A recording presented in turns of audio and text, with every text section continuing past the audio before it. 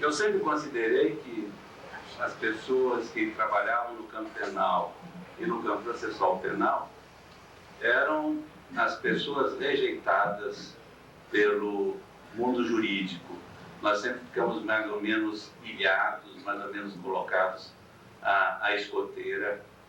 E era muito comum ouvir-se que o bom juiz é o juiz que trabalha no cível.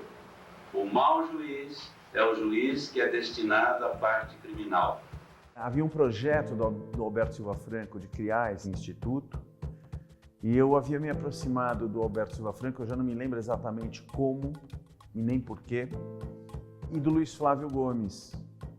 E eles tinham conversas já mais adiantadas sobre a criação de um instituto. Estabelecia um laço de amizade muito próximo com o Luiz Flávio Gomes. E nós comentávamos muito, nós dois, a situação muito triste do direito penal naquela época. Nós estamos falando de 91, 92, havia um vazio e faltava uma entidade para falar especificamente a respeito do sistema penal, né? Da crítica ao sistema penal.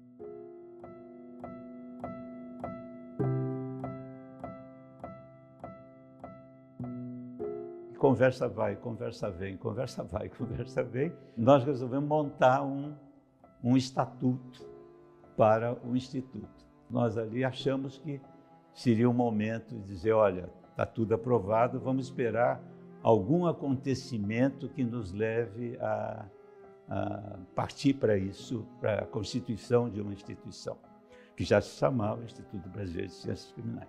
Porque nós queríamos que houvesse uma abrangência, que não fosse só um instituto de direito penal. Nós éramos, na verdade, dois utópicos completamente fora do esquadro. Era mais ou menos o que eu achava. A defesa dos direitos humanos era uma tônica do Luiz Flávio, né? E mais do que isso, eu acho que ele tinha uma perspectiva de que tudo que ele fizesse, ele nunca gostava de fazer uma coisa para ele e sozinho. Ele sempre envolvia muita gente. A grande parteira do IBCCRIM, eu acho que foi mesmo o massacre do Carandiru. No dia 2 de outubro de 92, aconteceram dois fatos que foram extremamente relevantes. Era pela primeira vez nós tínhamos o impeachment de um presidente da República. Era um fato político, vamos dizer assim, de grande repercussão. Na história republicana, isso nós não tínhamos tido anteriormente. E, ao mesmo tempo, o massacre do Carandiru. Eu era membro do Conselho Penitenciário quando ocorreu a invasão do Carandiru pelas forças militares e o massacre. Basicamente, aqui na entrada da Cruzeiro do Sul, era a porta de entrada da casa de detenção. Houve essa confusão entre dois presos por causa de droga. Um preso foi para o pavilhão 4, o outro preso foi para o pavilhão 6 da casa de detenção. Acabou. Só que os funcionários acharam-se no direito de trancar todos os outros 2.900 presos aproximadamente. E os presos, como nós éramos soltos na época às 8 horas da manhã e trancados às 4 horas da tarde, nós achamos que não havia motivo para isso. Mas o funcionário insistiu, entrou em confronto com outro preso, não houve refém, ninguém segurou ninguém de refém, só entrou num acordo e falou assim, ó, vamos deixar os funcionários vir trancar, certo? E depois eles soltam nós novamente. Foi quando, de repente, começou a passar os helicópteros. Isso daí era mais ou menos umas 10, 11 horas da manhã. Um helicóptero passou e deu uma rajada de metralhadora em cima do pavilhão 9. Foi quando alguém gritou, ó a polícia entrando. Quando nós olha pela janela do corredor que ia para o pavilhão 8, a gente viu os policiais da rota entrando. E entraram dando tiro em todo mundo. Celas construídas para terem 10 presos, 5 presos, conforme a cela, e que tinham exatamente o triplo às vezes. E quando chegou na minha cela, né, por incrível que pareça, houve um policial, um tenente, né, que esse salvou eu, minha vida, e os demais companheiros da minha cela. Né. Quando nós fomos descer, aí já era o batalhão de choque que estava junto com os seus cachorros, todos os cachorros gigantes, eles estavam perfilados de frente, né, que é o famoso corredor polonês, e nesse caminho eu vi muitas mortes. Nesse caminho eu vi o cachorro do batalhão de choque arrancar os órgãos genital de um preso que estava na minha frente. Os PMs jogavam os cães aqui dentro. Agora, por que jogavam os cães aqui para dentro? Para eles não ter o trabalho de matar, eles deixavam para os cachorros fazer esse serviço. De vez em quando eu ainda acordo de noite e me vem à mente aquilo que eu vi, celas cobertas de sangue, quinas da parede com manchas de sangue assim escorrendo. E muitos daqueles que estavam no pavilhão 9 sequer foram condenados a uma pena privativa de liberdade. Foram absolvidos, eram presos provisórios. A maioria ali era preto, pobre, periférico, que estavam tentando sobreviver. Muita gente aplaudiu. Como só mataram 111? Por que não matarmos mais?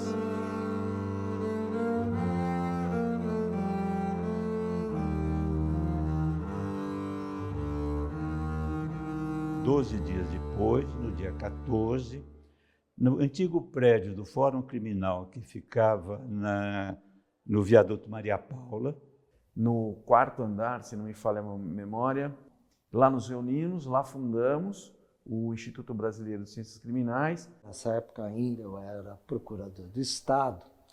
Foi feito um curso em conjunto entre o Centro de Estudos da Procuradoria do Estado e a Associação dos Juízes para a Democracia. Tinha lá um senhorzinho que na época me parecia velho, né?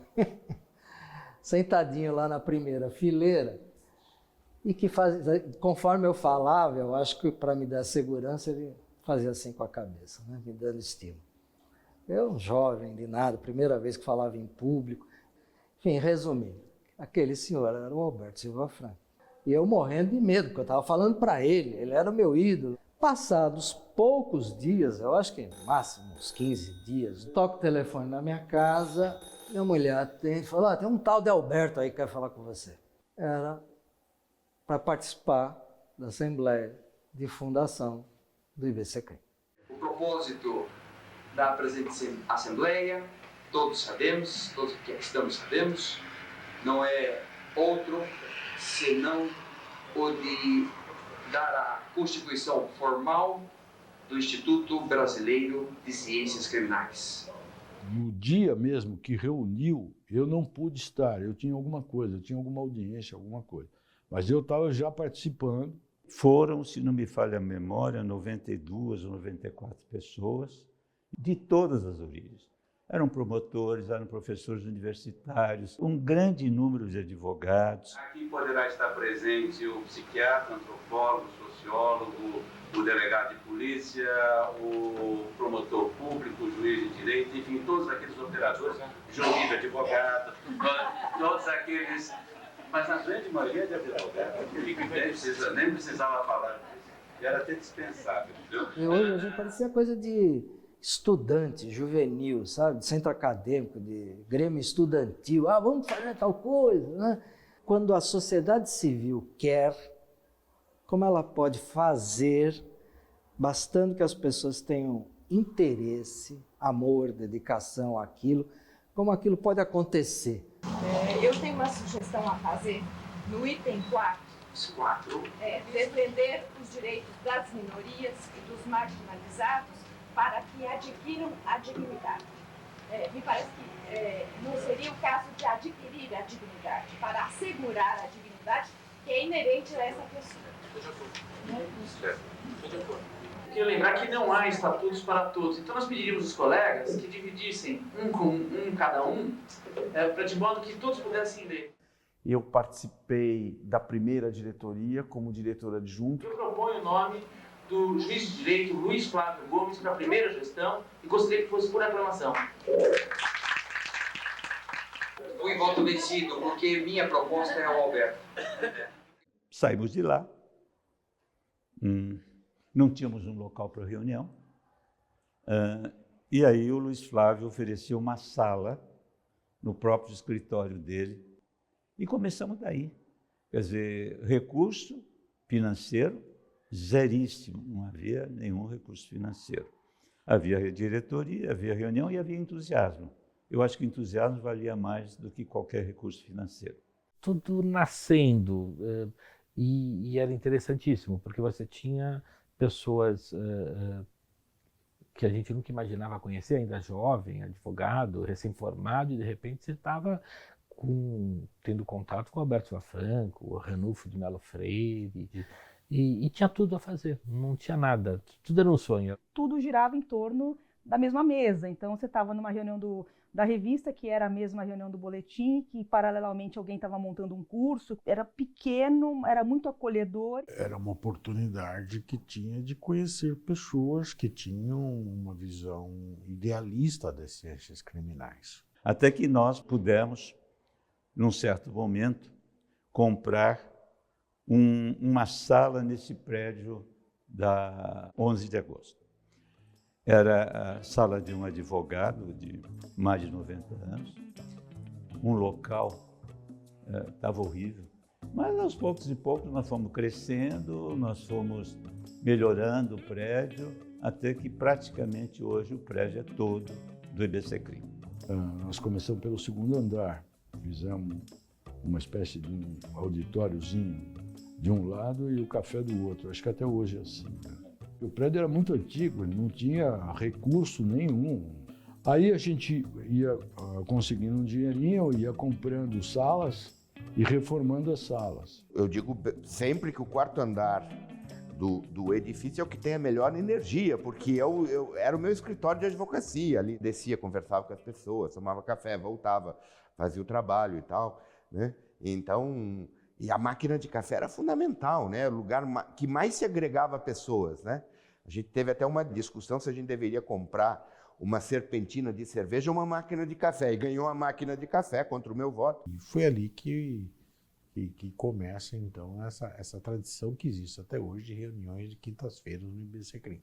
Nos reuníamos, todo mundo junto, na salinha, debatendo de tudo. Elas eram animadíssimas, eram umas reuniões para as quais afluíam as pessoas com um pensamento crítico. Imaginem vocês o que era para mim e para outros jovens na ocasião ter a oportunidade de sentar e ficar discutindo direito com o Alberto Silva Franco, com Adalto Soares, com o Ranulfo de Melo Freire, ali tete a tete, igual para igual.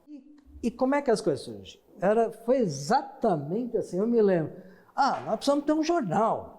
Aquele jornalzinho virou no boletim, que hoje é o grande instrumento de divulgação do IBCCRIM. Para justificar esta contribuição mensal ou trimestral dos membros, surgiu uma ideia. Qual? Lançar um boletim, que não a revista, é um boletim suplementar da revista. Os tribunais de justiça, eles tinham um chamado setor de jurisprudência.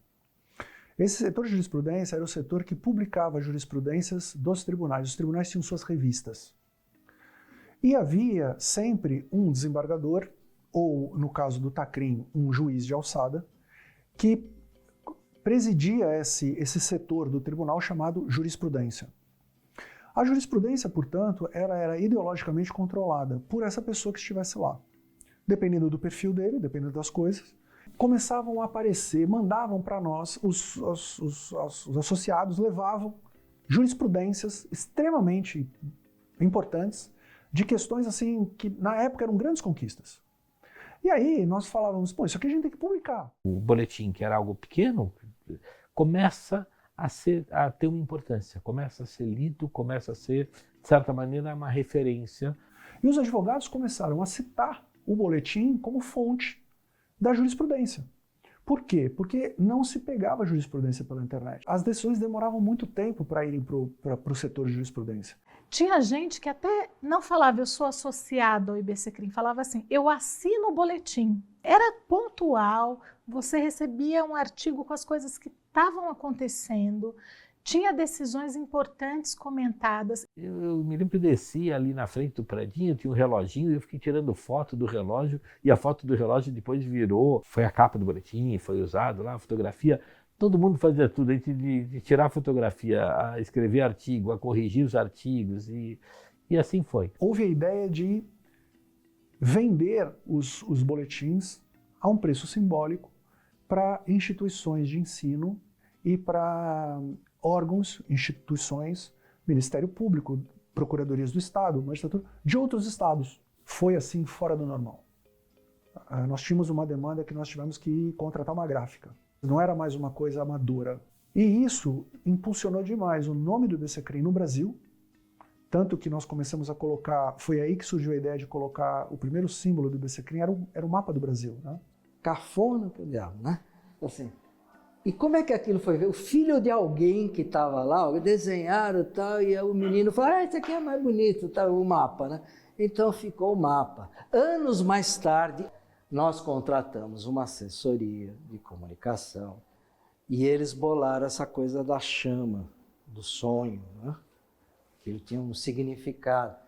E esse boletim, eu me lembro que na época, eu me dividia entre Santa Catarina e São Paulo e a gente ficava esperando ansiosamente para que chegasse o boletim, para que a gente pudesse se inteirar do que estava acontecendo em toda a questão das ciências criminais do Brasil, né? Porque a gente não tinha internet como a gente tinha hoje. Eu me lembro que uma vez, durante muitos anos, fui dar aula em Manaus, né? Uma promotora me procurou para agradecer. Olha, muito obrigado por fazer o boletim, porque é o único material de trabalho que eu tenho lá na minha comarca, que fica a 5 dias de barco aqui de Manaus, na fronteira com a Venezuela. Olha aquilo, o que aquilo se revelou importante para ela, né? Nós criamos uma seção específica, o Direito em Debate, para proporcionar que pessoas com posições conflitantes a respeito de determinados temas pudessem expor as suas ideias. Ouvir, né, opiniões diferentes.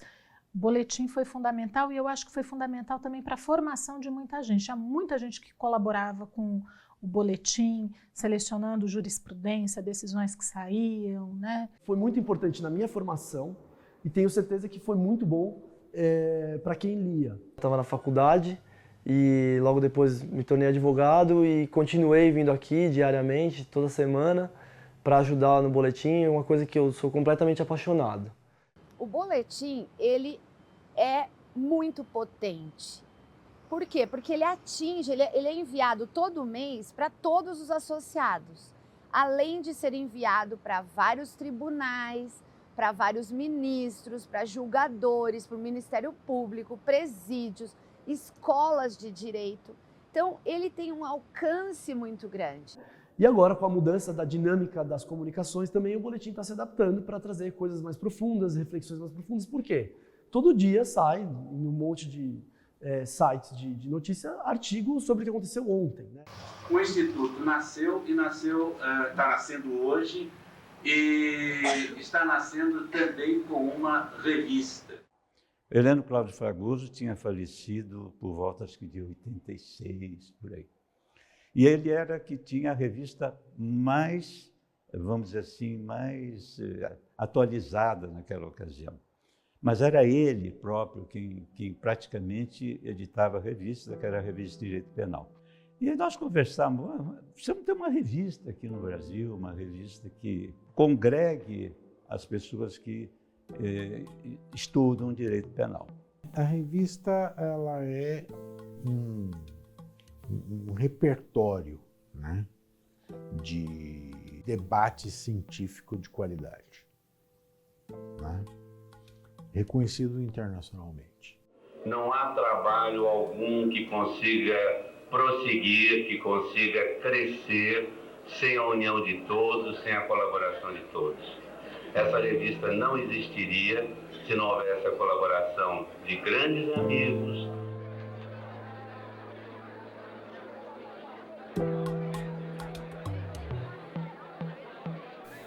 A revista ela é praticamente um documento da qualidade da ciência criminal que se produz no Brasil hoje.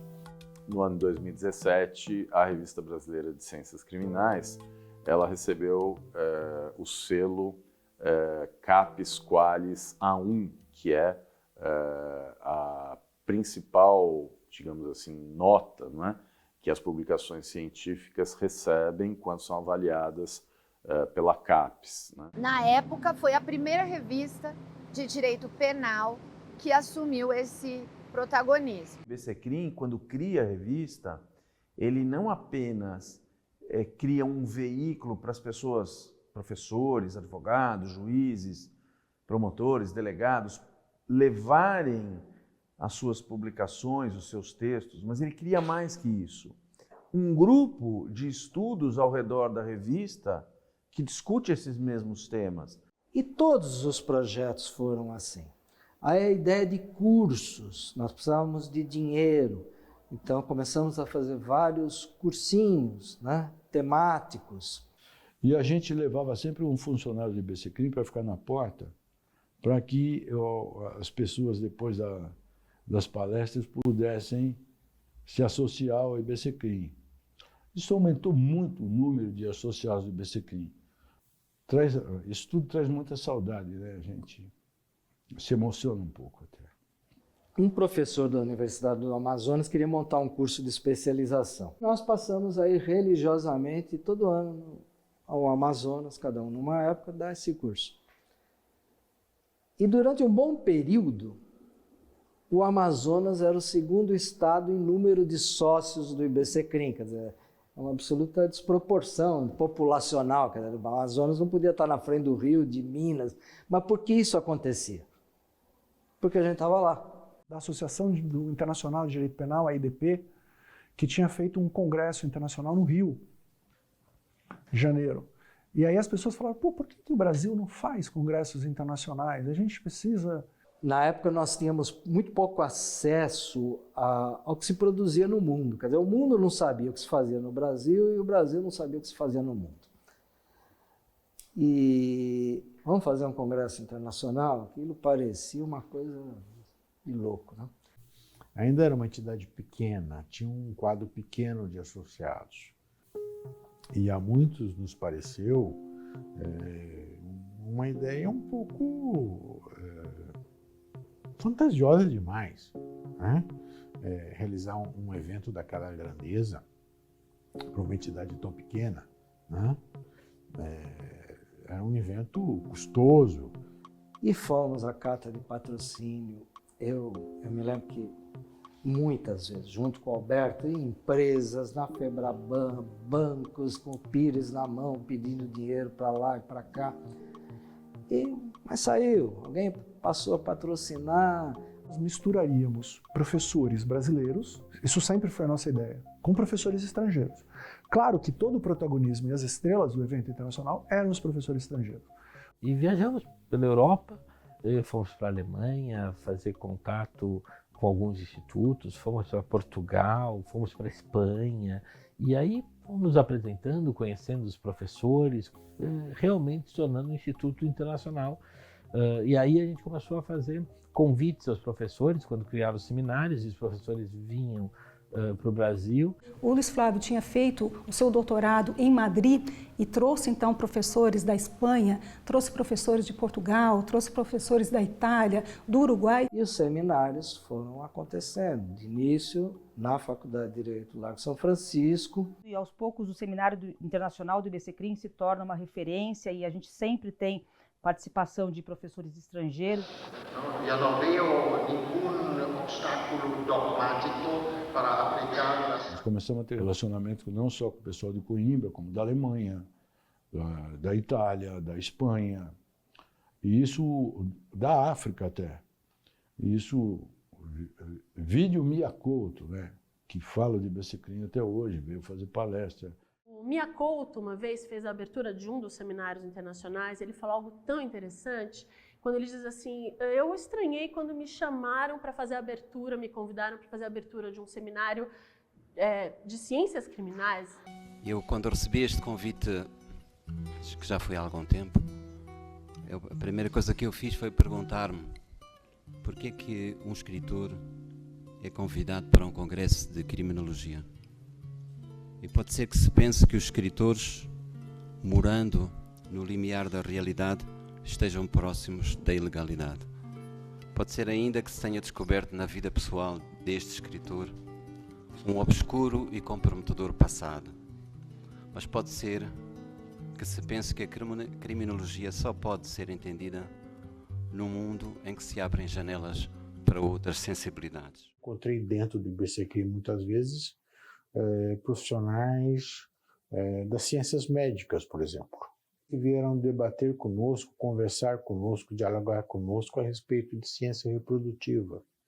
né, que tem muita afinidade com as ciências criminais. Então, se você se forma em Direito e só vai estudar a lei, legislação, jurisprudência, você está frito, porque você vai lidar com gente, e você vai lidar com gente que está sofrendo. Então, quando você está num espaço que propõe esse diálogo interdisciplinar, né, que você vai num seminário internacional e você escuta palestras de pessoas das mais diversas searas, ligadas, conectadas umbilicalmente à questão jurídica, né, isso é muito enriquecedor. Oportunidade de você conhecer autores que você lê, que você estuda. The Mutual Legal Assistance Treaty. A estas definiciones de la diversidad. No es un caso de laboratorio. Todos os grandes autores internacionais, ou pelo menos quase todos os grandes autores internacionais, né, já vieram no seminário internacional, né? E os que não vieram, nós fazemos sempre questão de convidar para que venham. Houve uma convocação dos vários dirigentes do Instituto, de pessoas que colaboravam com o Instituto, no sentido de fazer para os professores estrangeiros uma forma diferente de serem recebidos no Brasil. E eles começaram a falar muito bem. Então, quando você ligava para os professores já tinham ouvido falar do Seminário Internacional. E quando você mandava para esses professores os seminários que você já tinha feito com os professores que tinham vindo, eles começavam a se sentir confiantes de vir. As pessoas aproveitam essa semana para vir para cá, para se encontrar, os próprios coordenadores locais também têm esse esforço de divulgação. Então, acho um momento único, assim, tanto de conhecimento, né, como também de celebração e de encontro. Ainda não existiu o juizado da mulher e que havia uma determinação interna entre vários operadores do direito de não atender os casos de violência doméstica. A Maria da Penha, cuja lei leva o seu nome em sua homenagem. Foi um momento muito importante para o Instituto, tá? A presença dela dentro do Seminário Internacional. É um momento em que o Seminário Internacional é aberto à presença de qualquer pessoa, né? E nós tivemos ônibus trazendo pessoas de muitos lugares e foi uma presença muito grande de pessoas, de gente de todos os locais. Nós pagamos impostos, todos nós pagamos, homens e mulheres. E quando a mulher é vítima de violência, todos sofrem com a violência, homens e mulheres. O seminário foi talvez um dado de importância capital para o Instituto, né? Porque teve essa contactação com o exterior e deu início a uma aproximação muito grande com a Universidade de Coimbra, a Faculdade de Direito da Universidade de Coimbra.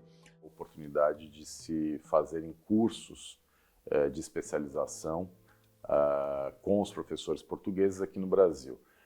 Essa era, então, uma medida inédita, não é? Que foi muito rica a troca, principalmente com Portugal. Quantas pessoas saíram do IBCCRIM para fazer pós-graduação em Coimbra?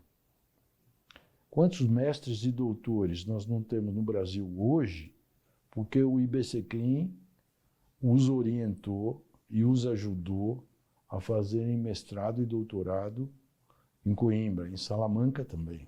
A grande verdade é que o IBCCRIM rompe com essa ideia de que o saber acadêmico é produzido apenas nas faculdades. Não é.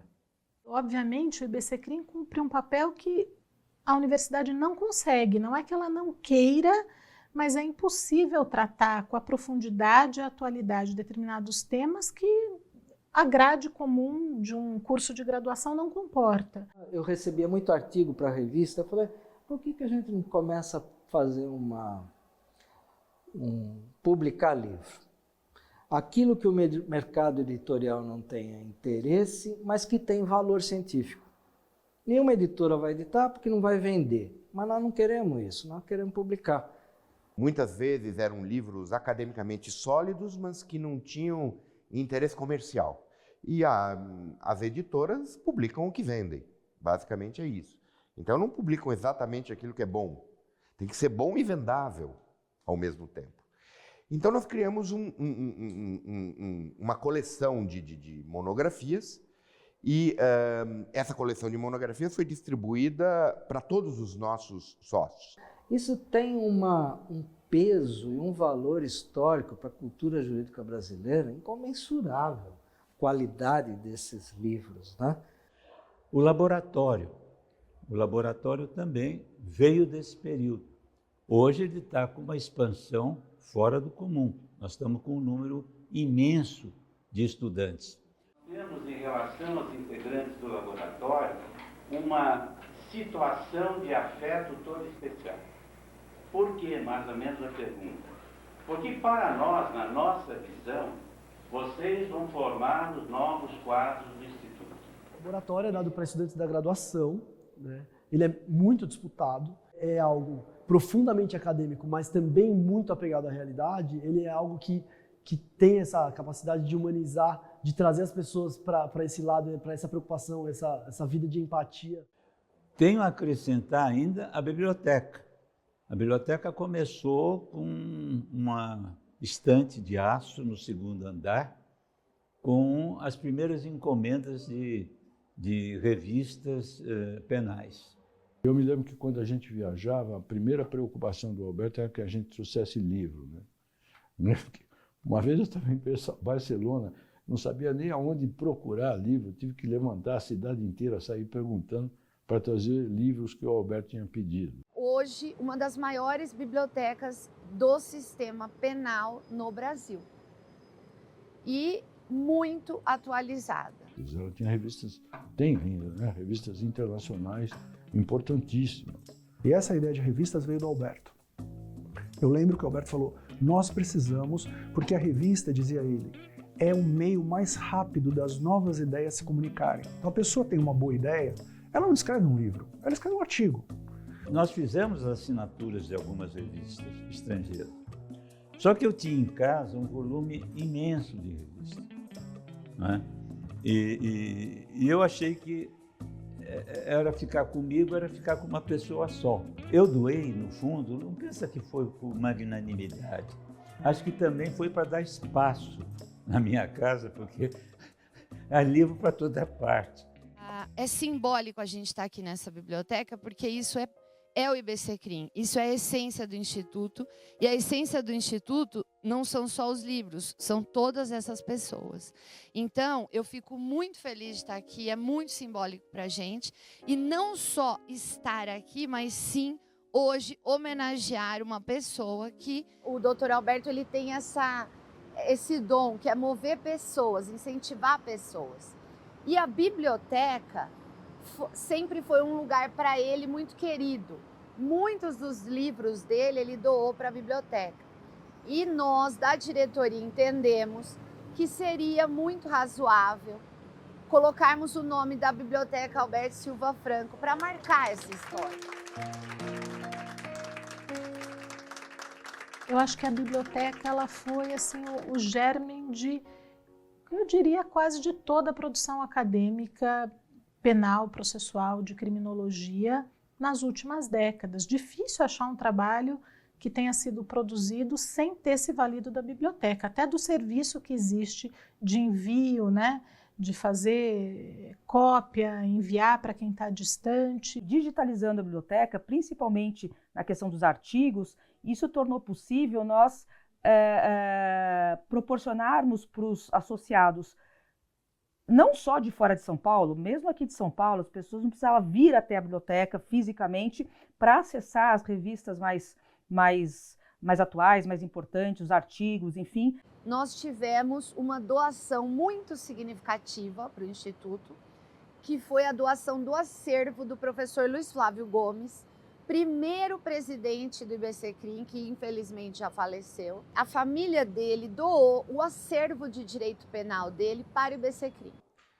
A academia foi importante para o IBCCRIM muito. Mas se a gente só ficar na produção acadêmica nas nuvens, descoladas da realidade, de nada a produção acadêmica tem valor. Ela só tem valor se ela tiver algum impacto na vida das pessoas. O IBCCRIM nasceu para ser político, para fazer política, com P maiúsculo. Então, fazer política em que sentido que eu quero dizer? De ser uma entidade defensora dos direitos humanos, é isso. O IBCCRIM, mais do que participar de debates, protagonizou discussões. Eu me lembro de um discurso de abertura que eu fiz no 2º Seminário Internacional do Instituto Brasileiro de Ciências Criminais, quando eu chamei a atenção para que, em plena ditadura militar, nós experimentamos no campo do sistema penal avanços liberais. E, em plena democracia, nós estávamos vivendo retrocesso, um retrocesso marcante. Então, quer dizer, a gente tinha a possibilidade de influir nas ciências acadêmicas, influir no direito.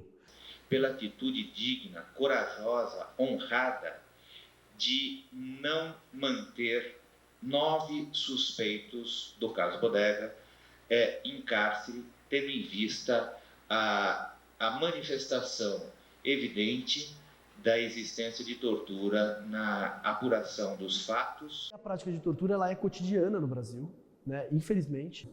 A gente começou a fazer uma pressão política, advocacy mesmo, para que as audiências de custódia fossem implementadas. Havia um projeto de lei, o CNJ comprou a briga, né? Então o CNJ ele editou uma resolução, né, prevendo que nos casos de prisão as pessoas fossem levadas à presença do juiz, né, para que o juiz avaliasse as condições físicas dessa pessoa e as condições dessa prisão para verificar se a pessoa seria solta ou mantida presa e para verificar, era essa, e sempre foi essa a maior preocupação, se houve tortura. Nós participamos de uma audiência na Comissão Interamericana de Direitos Humanos para discutir revista vexatória e a atuação do GIR, do Grupo de Intervenção Rápida, que era uma espécie de tropa de choque da polícia. O maltrato que os presos recebiam, na verdade, era um motivo para que surgisse essas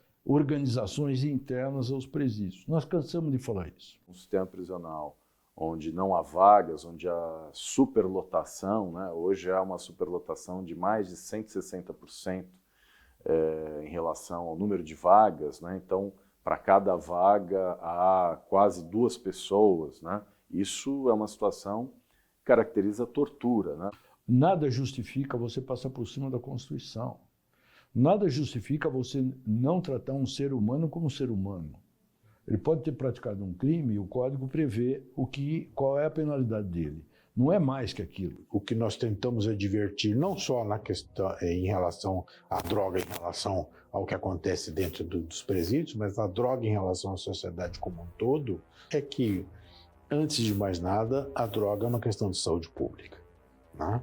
Desde 2013, o IBCCRIM passou a sediar a Plataforma Brasileira de Política de Drogas, que se consolidou como uma rede, hoje com mais de 60 organizações da sociedade civil, no sentido de potencializar e orientar o trabalho da sociedade civil em favor da reforma da política de drogas, né? Também nós elaboramos um guia sobre drogas para jornalistas, que até hoje é uma referência, né? Ao julgar a inconstitucionalidade do artigo 28 da Lei de Drogas, este tribunal não estará fazendo nada senão exercendo as suas funções típicas de controle de constitucionalidade. Não existe nada que o IBCCRIM faça ou trabalhe ou tenha sido produto do IBCCRIM que não tenha uma vinculação a fazer a Constituição se tornar uma realidade. Isso deveria ser a pedra básica de qualquer instituição brasileira. Outra atuação concreta, específica, marcante do IBCCRIM foi na defesa da criação das defensorias públicas e particularmente da Defensoria Pública aqui do Estado de São Paulo. Nós fizemos cursos, publicamos um boletim específico sobre o tema, fizemos articulações políticas junto ao governo do Estado marcantes, que eu tive a oportunidade de participar, no sentido de que a instituição fosse criada e hoje ela é um sucesso. Então o IBCCRIM tem um papel não só, sempre teve um papel muito importante na discussão das propostas legislativas, mas também, uma vez aprovadas essas novas leis, discutir as interpretações e os caminhos que devem ser aqueles, que deveriam ser aqueles seguidos pelos intérpretes, pelos aplicadores. A gente junta todas essas perspectivas da academia, do judiciário, temos várias pessoas que nos ajudam com essas estruturas legislativas e a gente traz esse trabalho às duas casas, Senado e à Casa dos Deputados. O Luiz Flávio participou, inclusive, de algumas audiências, que também teve a participação do IBCCRIM, agora na condição de deputado federal, né? Que é uma coisa também, de um lado dele, importante. Há toda uma preocupação do Instituto de intervir nas legislações para que elas assumam uma feição mais aberta e mais democrática. Em nome, então, do Instituto Brasileiro de Ciências Criminais e como integrante da comissão do Grupo de Trabalho da Infância e da Juventude deste Instituto, eu vou apresentar algumas considerações a respeito da proposta de emenda constitucional número 33, que está em debate nessa casa.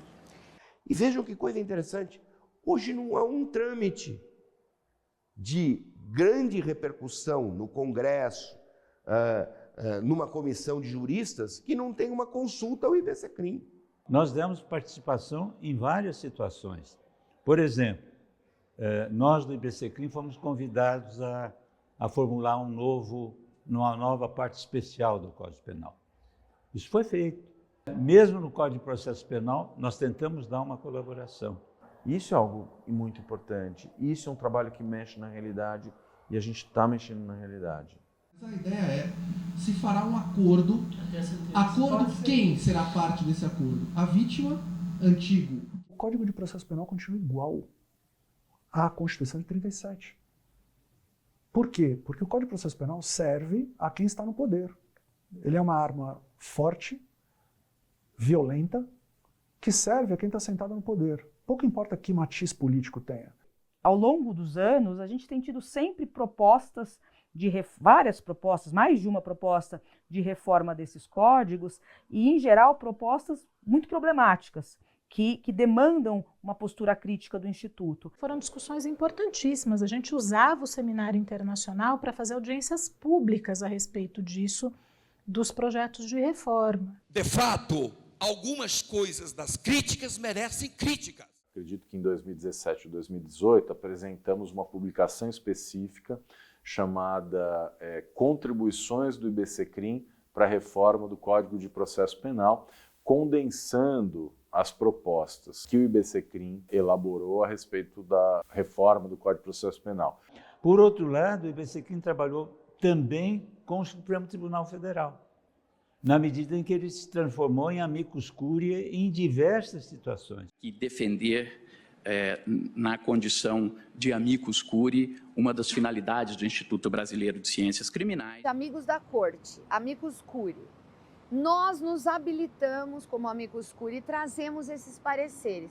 Qual que é a importância desse trabalho? É justamente trazer o conhecimento, a expertise, o know-how da sociedade civil para determinados temas, até a corte, que vai decidir sobre esses assuntos. A gente participou do direito de manifestação como amicus curiae na Marcha da Maconha, que era uma discussão, né? A gente olha hoje, parece super distante, mas sobre a proibição ou não, se isso seria apologia ao crime, ao direito de manifestação. No governo Mário Covas, com o Dr. Belisário no comando da Secretaria da Justiça, isso foi um movimento muito grande e muito bonito, pela criação dos CICs, dos Centros de Integração da Cidadania.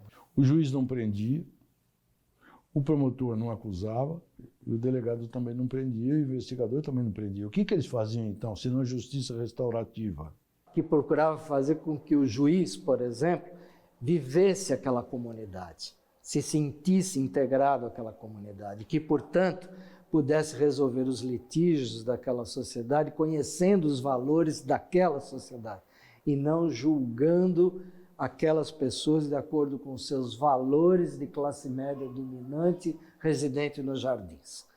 Não esperava que fosse assim, tão familiar, porque você acaba fazendo com que as pessoas também não fiquem seu inimigo, seu amigo, né? A gente entra em um acordo. Era algo assim fantástico, que estava sendo estimulado pelo próprio Instituto.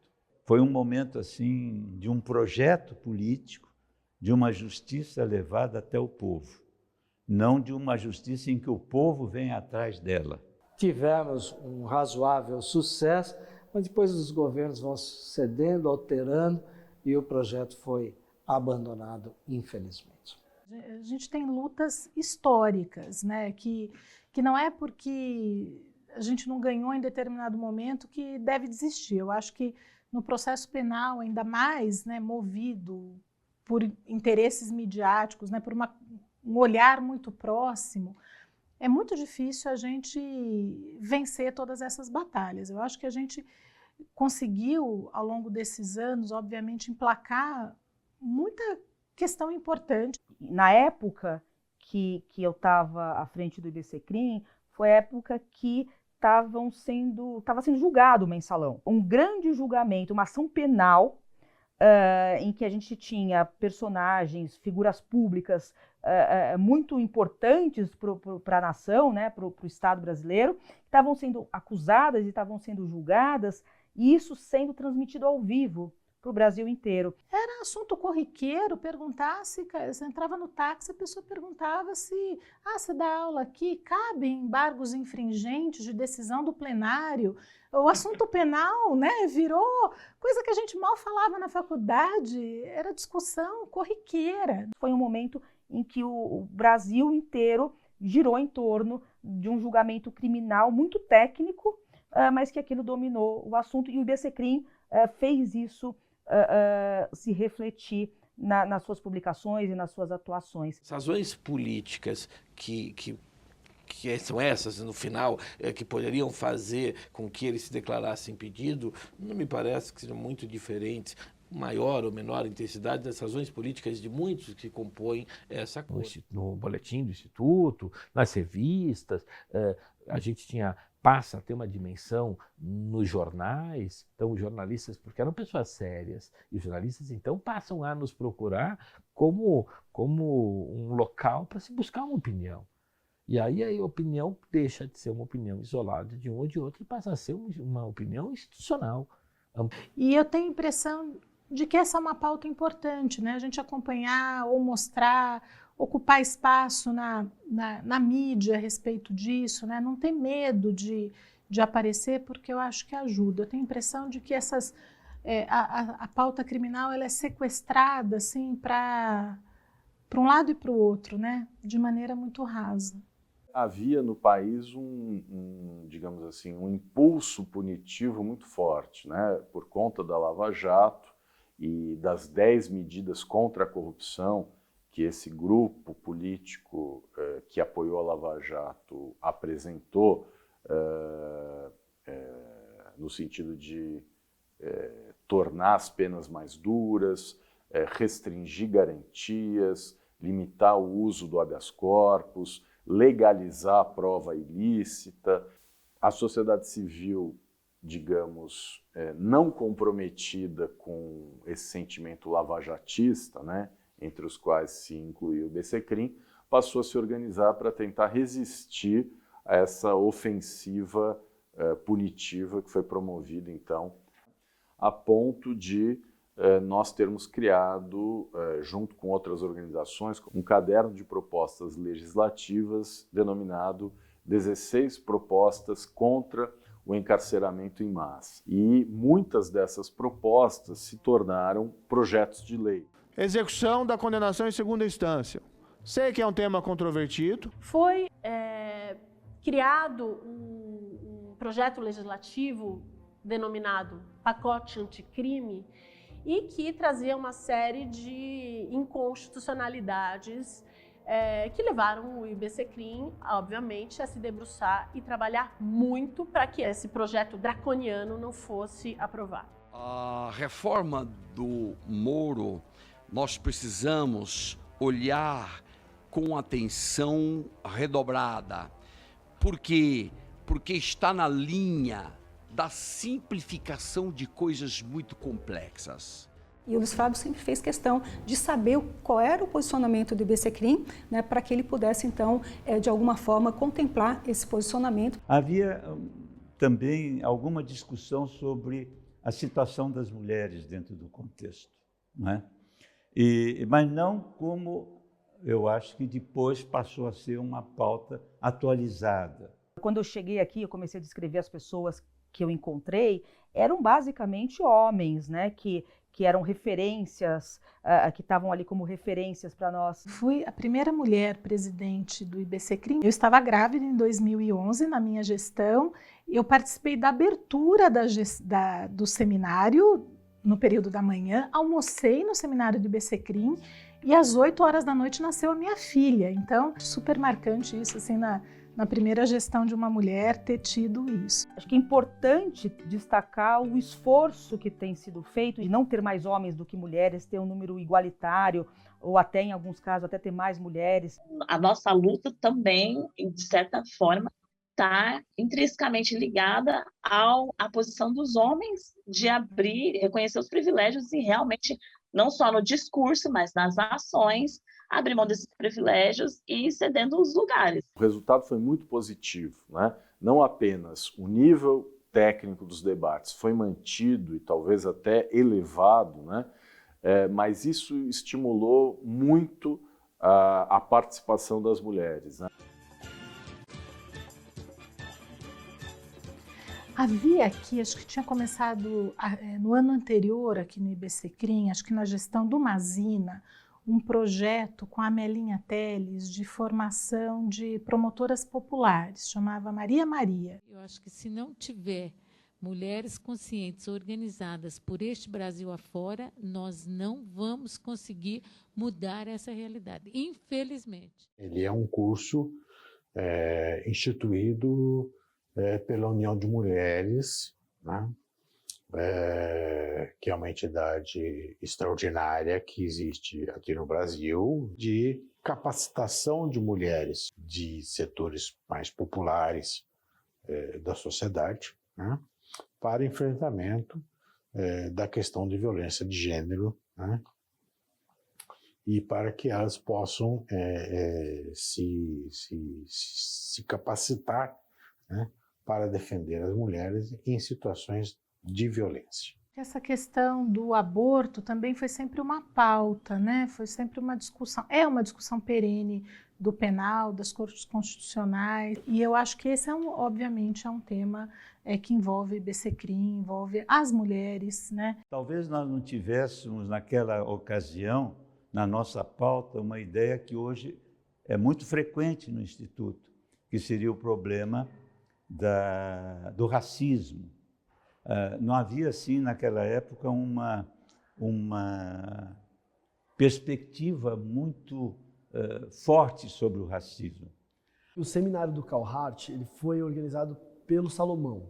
Salomão que organizou, mas o Carl Hart foi uma indicação do Cris, né, do Cris Marona, para palestrar, e eu era o presidente, e ele começou a palestra, ou logo no começo da palestra, ele pegou e falou, olha, gente, vocês deveriam ter vergonha, né?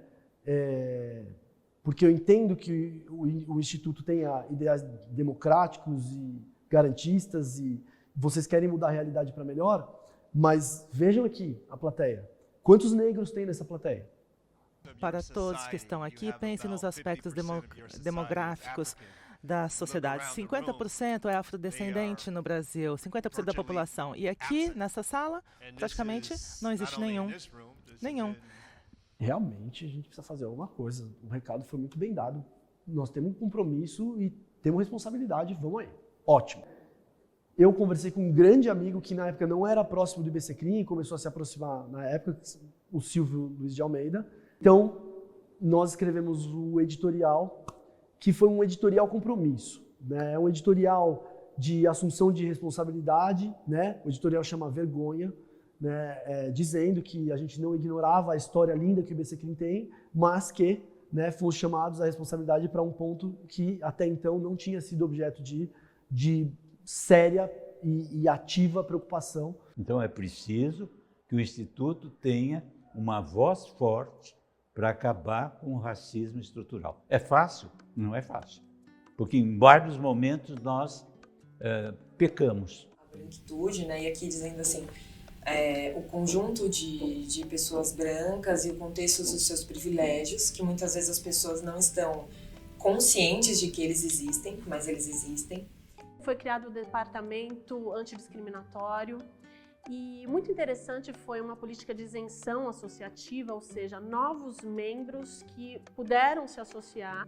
A gente implementou a questão das bolsas com muito vigor e também na grade de professores a gente teve essa preocupação, né, de colocar essas pessoas num lugar de fala, um lugar de quem tem o conhecimento, não só o lugar daquela pessoa que está ali para aprender, mas o lugar da pessoa que está para ensinar. Isso tem uma simbologia muito importante, né? De que o homem é um ser racional, um ser político, logo não tem por que a gente se firmar em diferenças biológicas. Então, acho que a gestão da Marina teve muito disso, assim, um amadurecimento forte em relação a esse assunto.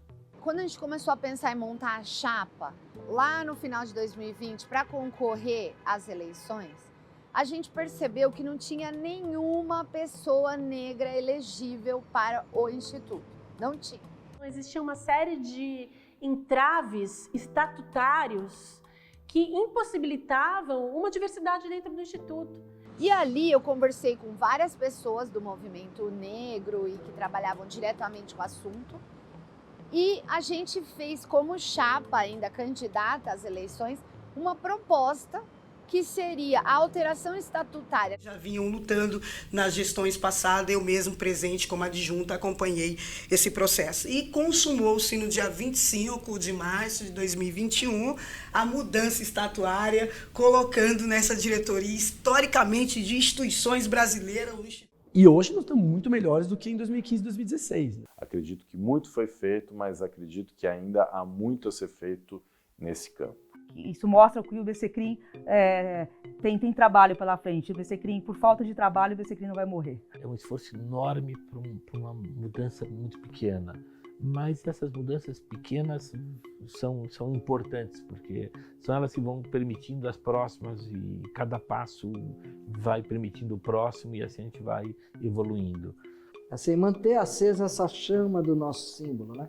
Aquilo é um sonho. A ideia dos criadores, a ideia da utopia, né? Da busca. Lembrar que os 30 anos de massacre do Carandiru são 30 anos que a gente não quer ver de volta. O Brasil de hoje não é o Brasil que nós pretendíamos desde que começamos o Instituto. Mas eu acho que o Instituto hoje é um ponto de barreira para todas essas loucuras. Se não fizermos essa barreira, nós acabamos também.